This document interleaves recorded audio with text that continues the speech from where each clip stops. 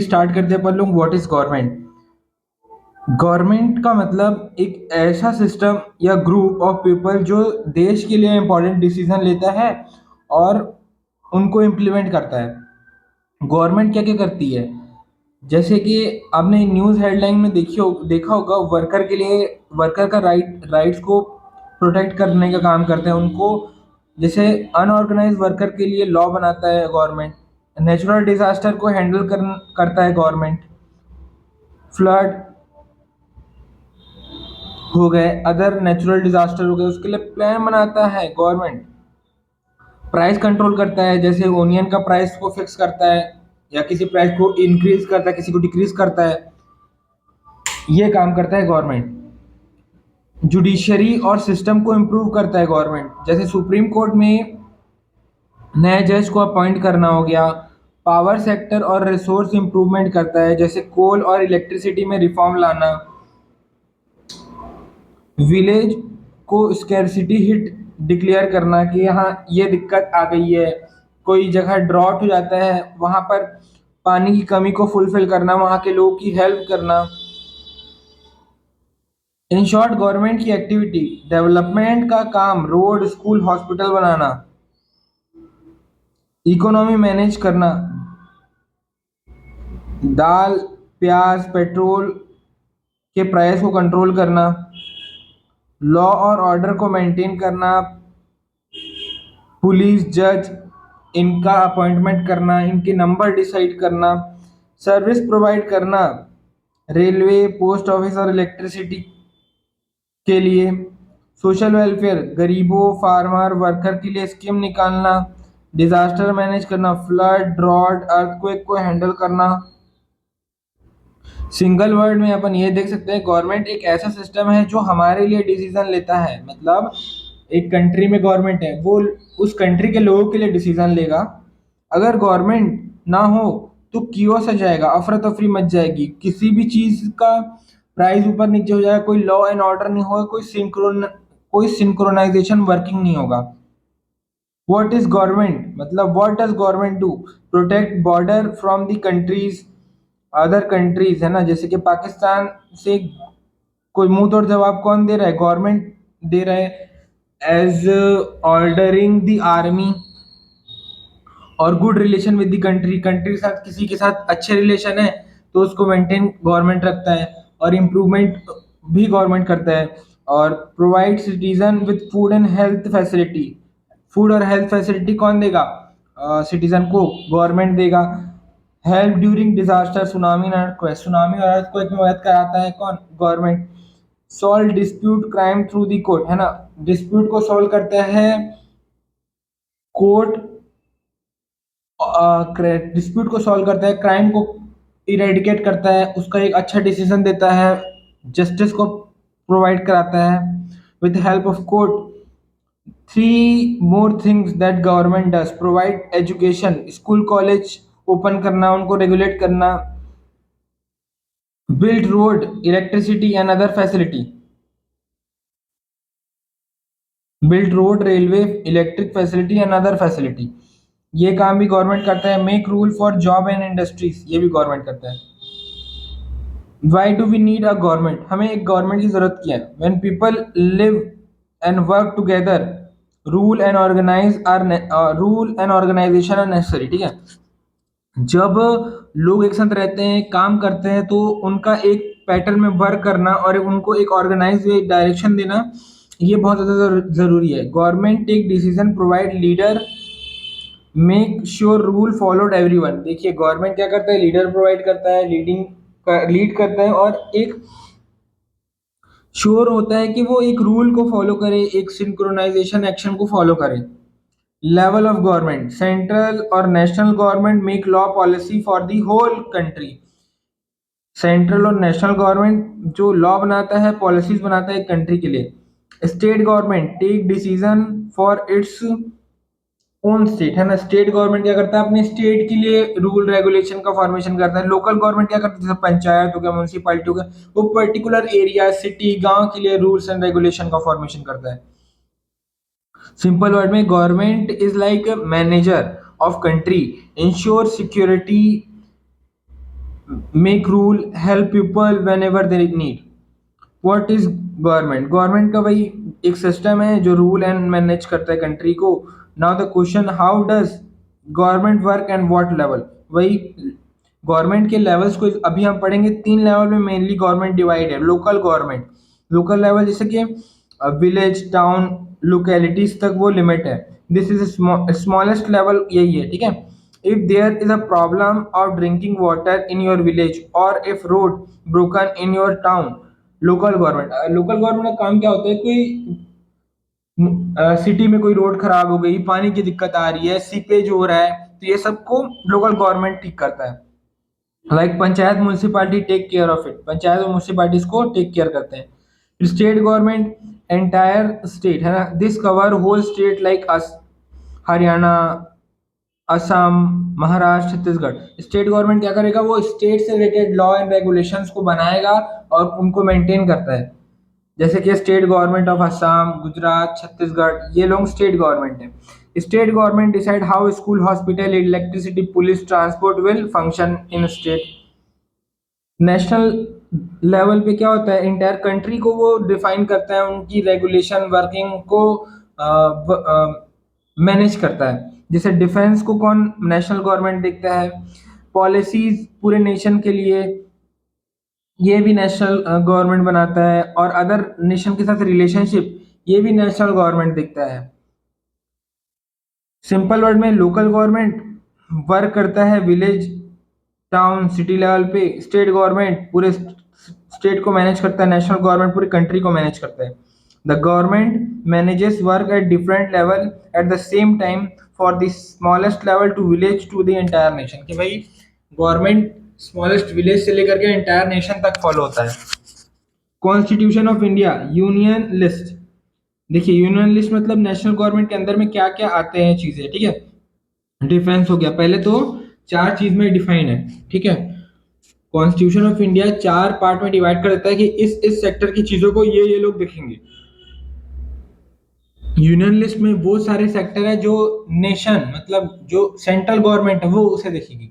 State list में वो है कि स्टेट इन चीजों को कंट्रोल करेगी। फिर कॉन्करेंट लिस्ट है जिसमें दोनों स्टेट और नेशनल गवर्नमेंट दोनों का अधिकार है।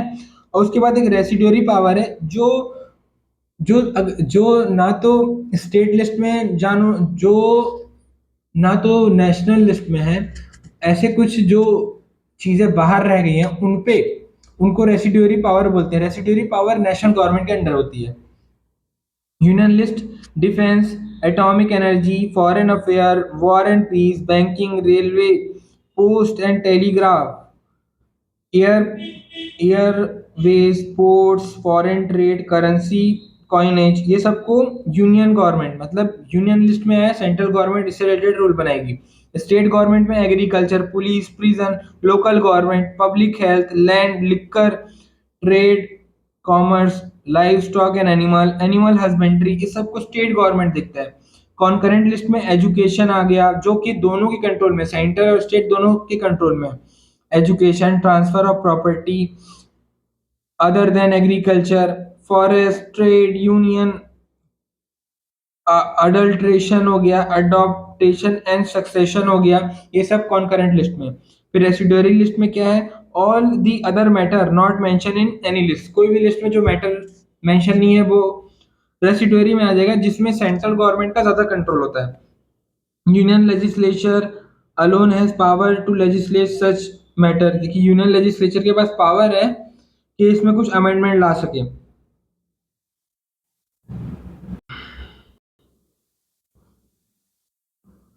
What is important for people to involve in decision that affect them?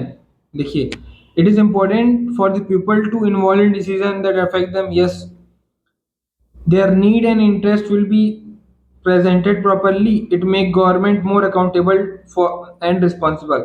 कि अगर कुछ डिसीजन हो रहा है जिसमें पीपल के इंटरेस्ट से रिलेटेड है, तो पीपल अगर इन्वॉल्व होंगे तो ज्यादा अकाउंटेबल और रिजनेबिलिटी मेंटेन होगी। और need and interest represented properly, what type of government would you prefer and why? हमें डेमोक्रेटिक गवर्नमेंट ज़्यादा ठीक रहेगी, क्योंकि उसमें पीपल्स की चॉइस को फॉलो किया जाता है, क्योंकि पीपल्स के चॉइस का एक लीडर आता है, वो फोकस करता है अपनी आइडियोलॉजी पे, जिस वजह से उसको चुना गया है था। करेक्ट स्टेटमेंट बताओ। In an monarchy the country citizen are allowed to elect whomever they want. नहीं, मोनार्की का मतलब होता है राजा राज, है ना? तो राजा राज में ऐसा कुछ नहीं होता था, उसमें राजा का बेटा राजा बनता था। In democratic king absolute power to the rule the country. ठीक है, रॉन्ग। देखो, डेमोक्रेटिक इलेक्टेड पर्सन होगा, वो किंग नहीं होगा पहले, और उसका ऑटोनोमस पावर नहीं होगा, उसे लोगों के हिसाब से, लोगों के इंटरेस्ट के हिसाब से काम करना पड़ेगा। Monarchy people can rise question about the decision making of monarch. नहीं, राजा के खिलाफ वो कुछ भी डिसीजन ले, आप उसका कुछ नहीं कर सकते। तो मोनार्क के खिलाफ आप आवाज नहीं उठा सकते। Democratic government. India is a democracy rule by people, है ना? मतलब इंडिया डेमोक्रेटिक कंट्री है क्योंकि यहाँ इलेक्शन होता है, और जो इलेक्टेड मेंबर होता है वो पीपल रिप्रेजेंटेटिव होता है। Today direct democracy where everyone make rule are not possible. आज डायरेक्ट डेमोक्रेसी है जहां पर everyone make rule is not possible. So we have representative democracy. People elected the representative and representative make law. ठीक है, देखिए हमारी country बहुत बड़ी है, सबके सब मिल करके किसी रूल को नहीं बना सकते, इसलिए हमारे देश में रिप्रेजेंटेटिव गवर्नमेंट चलता है। मतलब पीपल क्या करते हैं, अपने लीडर्स को अपॉइंट करते हैं इलेक्शन के थ्रू, फिर उसके बाद वो leader behalf of the public, behalf of the public decision लेता है, पॉलिसीज बनाता है। Struggle for democracy. No government in the world willing to share power. कोई गवर्नमेंट नहीं है जो कि पावर को शेयर करना चाहे। European USA both the poor and women had to fight for participation. ठीक है, कि गवर्नमेंट, जो यूएसए गवर्नमेंट थी, वहाँ जो पुअर थे और जो वुमेन थी, उनको बहुत सारे अधिकार नहीं दिए गए थे, तो उन्हें अपने अधिकार के लिए लड़ना पड़ा कि भाई, ना तो तुम हमारे सिर्फ जेंडर से डिस्क्रिमिनेट कर सकते हो, ना ही हमारे इकोनॉमिकल स्टैंडर्ड से डिस्क्रिमिनेट कर सकते हो किसी को। Women suffrage movement right to vote. जैसे वुमेन्स को लड़ना पड़ा राइट टू वोट के लिए। Early women had no right to vote. पहले की औरतों को वोट देने का अधिकार नहीं था। During world war one when men are away fighting women took all their work. देखिए, जब वर्ल्ड वॉर वन के दौरान सारे के सारे यूरोपियन मेंस वॉर में थे, तब वहां की फीमेल ने सब काम किया, तो उन्होंने दिखाया कि वुमेन के अंदर भी पोटेंशियल है, वो भी सारे काम कर सकती है जो कि मेल कर सकता है। People realize women are equally capable in making their decision. Protest by women suffragettes, they chained themselves to railing and public places। उन्होंने अपना रैली निकाली और वहां पर पब्लिक प्लेसेस में अपना अ, हित देखा, और बताया कि भाई वोटिंग देना उनका भी अधिकार है। उन्होंने इसके लिए फाइट किया, और इस कारण बहुत सारी वुमेन को जेल जाना पड़ा, वो हंगर स्ट्राइक पे गई, और उनको फोर्स फीड करने की भी कोशिश की गई। रिजल्ट क्या हुआ? यूएसए ने वुमेन्स को वोटिंग राइट दिया 1920 में। In UK women got the voting right in 1928। Voting right 1928 में वुमेन को मिला यूके में। आइडिया क्या है? Democracy means people rule them by electing representative. It was achieve after single struggle specially by women and after a long struggle specially by women and people, poor people. Democracy का means क्या होता है? सबको equal अधिकार देना bye electing representative, कि सब लोगों का अधिकार है एक रिप्रेजेंटेटिव को इलेक्ट करना, अपने फेवरेट। इट वाज अचीव, ये कब अचीव हुआ? जब एक बहुत लंबी लड़ाई हुई वुमेन और पुअर पीपल्स के द्वारा, कि उन्हें भी ये अधिकार है वोट देने का। Democracy means that people can choose their own leader. Today, no government can call themselves democratic unless it allow universal adult franchise, which means every adult in the country has right to vote। कि पहले क्या था? No government can call itself democratic कोई government अपने आप को democratic नहीं बोल सकती जब तक कि वहाँ यूनिवर्सल यूनिवर्सल एडल्ट फ्रेंचाइज है, कि सभी के सभी को वोट देने का अधिकार होगा, जो भी एडल्ट है, तभी वो कंट्री यूनिवर्सल डेमोक्रेटिक कंट्री होगी। But earlier it was not like that. In the past only property owning educated rich men are allowed to vote. पहले क्या होता था, जिसके पास प्रॉपर्टी है, पैसे वाला आदमी ही वोट देता था। पुअर हो गए, वुमेन हो गए, लैंडलेस हो गए, अनएजुकेटेड पीपल हो गए, इनको राइट टू वोट नहीं था। This means that only a small group of people made their rule an entire country, है ना, कि भाई कुछ लोग मिल करके ही रिप्रेजेंटेटिव इलेक्ट करते थे और उनसे ही पूरा देश चलता था। Before India independence only a small minority of people could vote. ये बिफोर इंडिया इंडिपेंडेंट, इंडिया के इंडिपेंडेंस के पहले small minority of the people vote करते थे और डिसाइड करते थे future of the majority. Like Mahatma Gandhi found this very unfair and demanded that adult franchise is the right to vote सबको मिलना चाहिए। गांधी जी ने देखा कि पहले कॉन्स्टिट्यूशन असेंबली के लिए कुछ ही लोग वोट कर रहे थे, सबको रिप्रेजेंटेशन नहीं मिल रहा था। उन्होंने सोचा कि भाई यूनिवर्सल एडल्ट फ्रेंचाइज होना चाहिए इंडिया में, ताकि सबको वोट देने का अधिकार हो, अपना फेवरेट लीडर चुनने का अधिकार हो। Gandhi ji stated Gandhi ji said that it is wrong if a wealthy man get the right to vote but a poor hardworking and honest man does not, just because he has no money or education। कोई भी इंसान के पास money नहीं है, education नहीं है, तो इसका ये मतलब नहीं कि आप उसको वोट देने का अधिकार ना दो। सिर्फ एक रिच पर्सन, एजुकेटेड पर्सन को ही आप वोट देने का अधिकार दो। ये गांधी जी ने कहा। Right to vote should not depend upon wealth, property, literacy. Every adult have equal right. सभी के पास इक्वल राइट है, वो किसी भी पैसा, जाति, एजुकेशन पे डिपेंड नहीं करता वोटिंग देने का अधिकार। ये गांधी जी ने कहा। In short, universal adult franchise means that every adult has equal right to vote। rich हो, पुअर हो, मैन हो, वुमेन हो, एजुकेटेड हो, अनएजुकेटेड हो, सबको वोट देने का अधिकार है।